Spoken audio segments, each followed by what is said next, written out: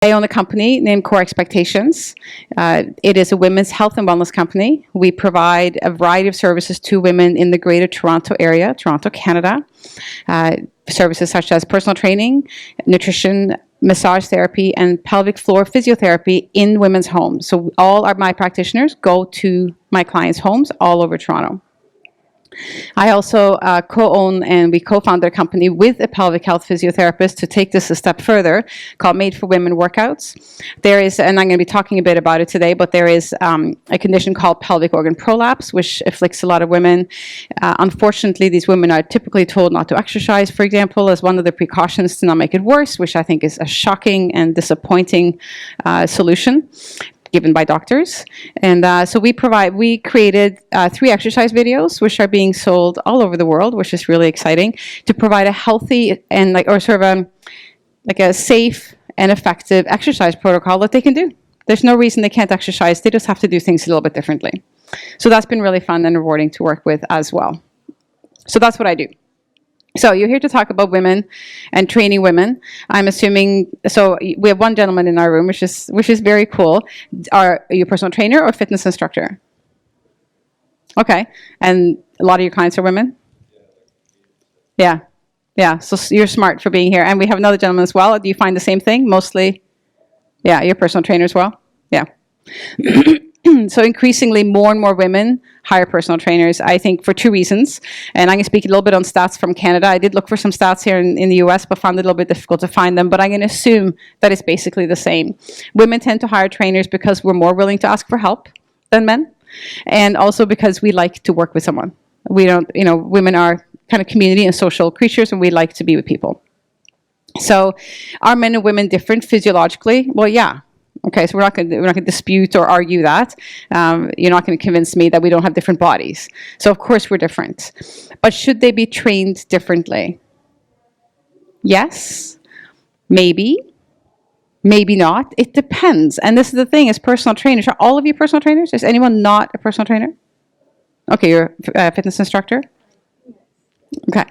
Well, as personal trainers, it is our job to provide individualized programs. In a class environment, it's a little bit more difficult to do that. But when we're making programs for our clients, we need to think about who we have in front of us. Even if it's gentlemen, they also can get individualized programs based on their needs and their characteristics and what's going on with their bodies.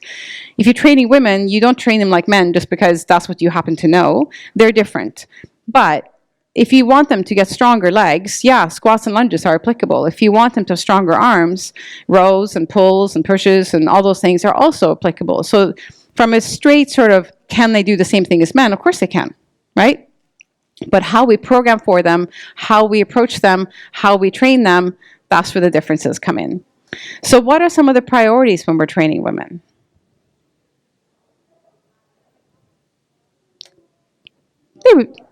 Pardon me?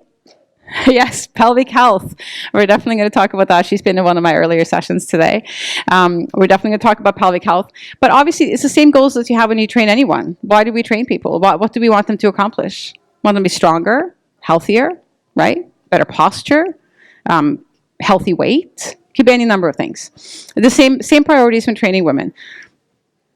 Are there any special exercise considerations when you train women, other than pelvic health, which we will talk about? What are some of the basic differences between men and women? Women have babies, right? So if they're pregnant or recently postpartum, or what's another life stage that's very different from men? Yeah, so we need to take those things into account, right?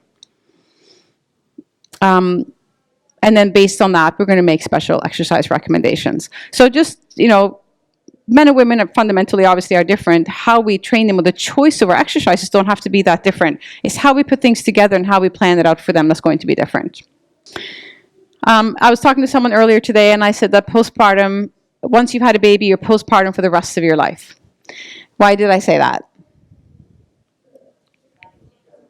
It does. I had my twins 22 years ago, my youngest 2, and I'm still postpartum. I mean, not a new mom by any means, and a lot of my issues or whatever, everything's been dealt with but I've still had children, and my body's different than it was before because I had children. So I'm postpartum for the rest of my life. So remember that. If you get a client in her 40s and her youngest is 10 years old, you still want to ask some of these questions. How was her pregnancy? How was her delivery? Did she have any issues? Are they lingering? Right? Just make sure you're asking those questions and understanding where they come from.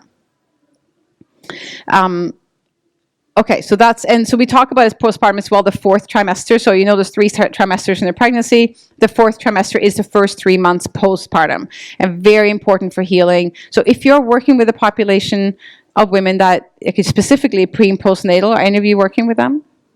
You should come to my next one too. Okay.